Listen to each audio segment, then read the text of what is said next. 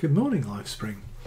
Greetings from Fareham Community Church, and thank you for inviting me to take part in your Path Through the Psalms series.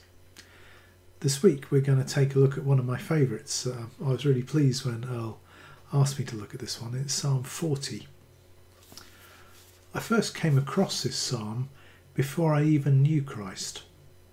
Recast as the song 40, it was a long-term staple of U2 concerts that I used to like to watch in my youth. They'd use it to close their set, or maybe the encore, walking quietly off stage, leaving the fans singing, echoing and re-echoing the refrain. How long must we sing this song over and over? And in the troubled years before the Northern Ireland peace process and the Good Friday Agreement, those songs and those words had a special poignancy, didn't they? That's one of the things about the Psalms. They're a rich bank of God-orientated responses to the vagaries of human existence, the highs, the lows, the stresses and pains of life. And they're as helpful in our times and culture as the situations to and in which they were originally written. As one of our house group remarked the other week, wasn't it helpful of God to include them in the Bible? So let's take a look at Psalm 40 together and see what it can teach us. 40. I'm going to read it from the NIV because I think that's probably what most people have and read. But do read along in whatever your current favourite version is. I waited patiently for the Lord. He turned to me and heard my cry. He lifted me out of the slimy pit, out of the mud and mire. He set my feet on a rock and gave me a firm place to stand. He put a new song in my mouth, a hymn of praise to our God. Many will see and fear and put their trust in the Lord. Blessed is the man who makes the Lord his trust, who does not look to the proud, or to those who turn aside to false gods. Many, O Lord my God, are the wonders you have done. The things you planned for us no one can recount to you. Were I to speak and tell of them, they would be too many to declare. Sacrifice and offering you did not desire, but my ears you have opened. Burnt offerings and sin offerings you did not require. Then I said, Here I am, I've come.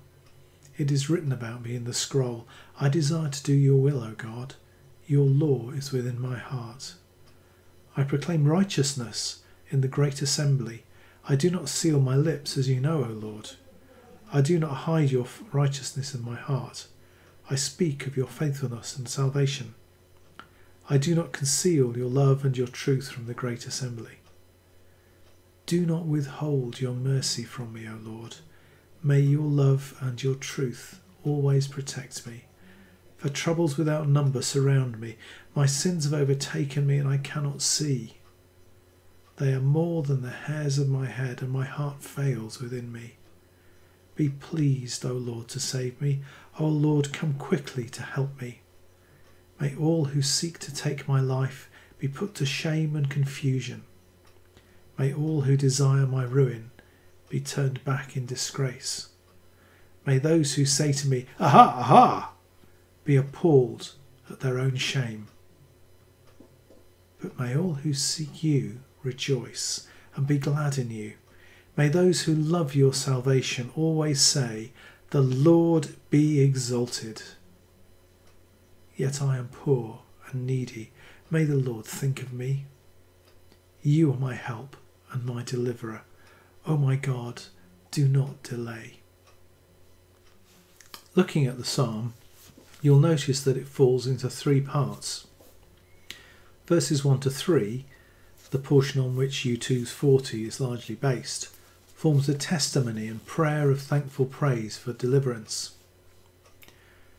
Commentators note that it follows on from the painful waiting expounded in Psalms 37 through 39, and wonder if these circumstances were what God has delivered David from and caused him to respond with such gratitude. This experience of salvation is the story of what God has done. He turned and heard. He lifted. He set.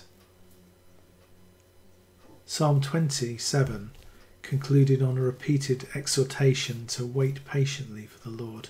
Our psalmist recounts what happens when one does wait patiently for the Lord.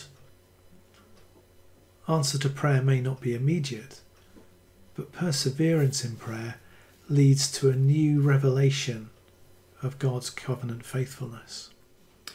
When they were young, our boys used to collect rubber bands, a bit like this, mainly ones discarded by the postman, it seemed. But over time, they amounted to quite a substantial rubber ball that they were really quite proud of.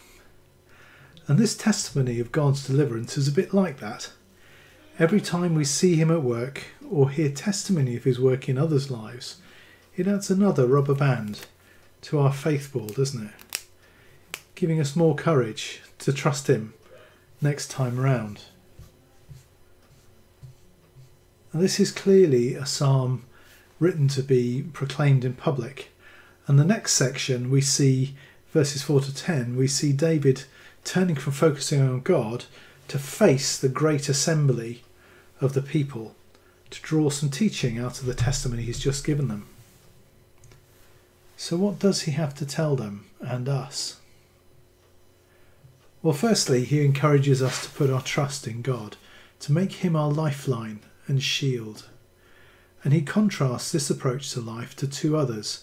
On the one side, the proud, those who insist on doing it my way and scorn the idea of, or maybe won't take the risk of, leaning on the resources of another. And on the other side, those who run after what they call false gods, seeking safety, fulfillment, release or solace in money, in sex, possessions, influence, relationships or social media likes.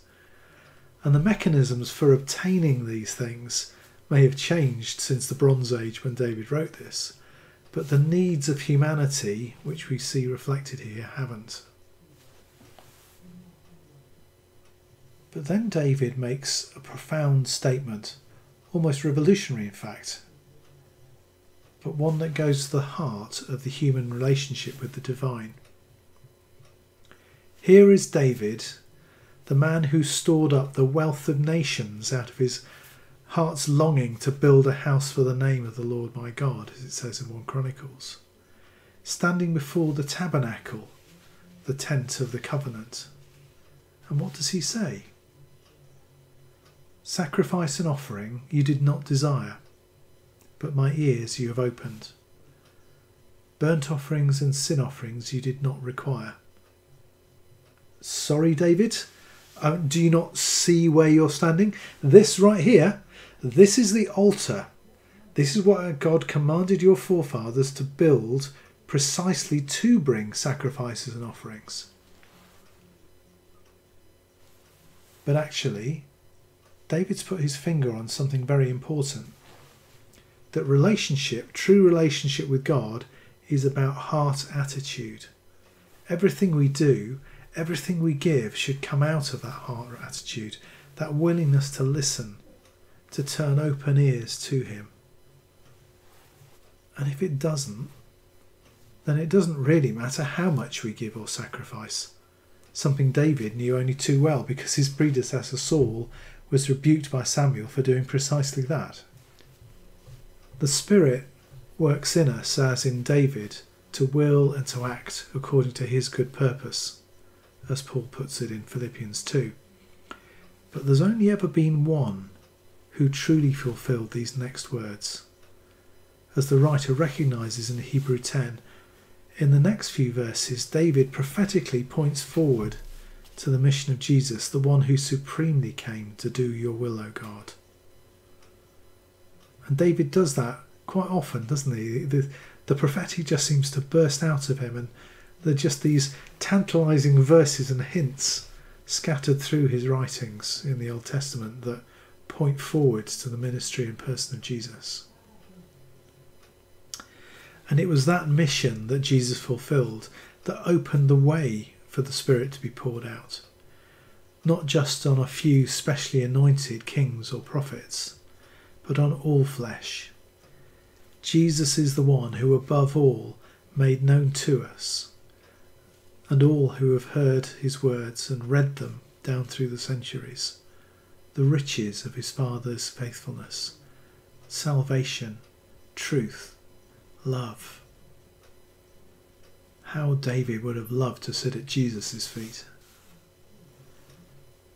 The last section, verses 11 to 17, reappears later in the Psalter as a completely separate psalm, Psalm 70. Maybe it was already part of the temple liturgy. And there's no reason to look down on that, though. Familiar words have always been a source of corporate comfort and togetherness. We borrow, we reuse and adapt them time and again, don't we? I mean, I guess that's what you two did, going back to the beginning. This prayer of distress has a note of urgency, yet at the same time one of underlying joy. David is not denying the new predicament he finds himself in, but he is remembering the full context within which he faces it, throwing himself once again on the Lord's mercy and help because he knows that he can trust God to come through for him. Looking back on God's past faithfulness gives him courage to look forward and face the difficulties he currently shares. As David elsewhere puts it in Psalm 52, "For what you have done, I will always praise you in the presence of your faithful people, and I will hope in your name, for your name is good." And I pray this morning that this will be your experience and mine as we walk through these paths of the Psalms together. God bless you.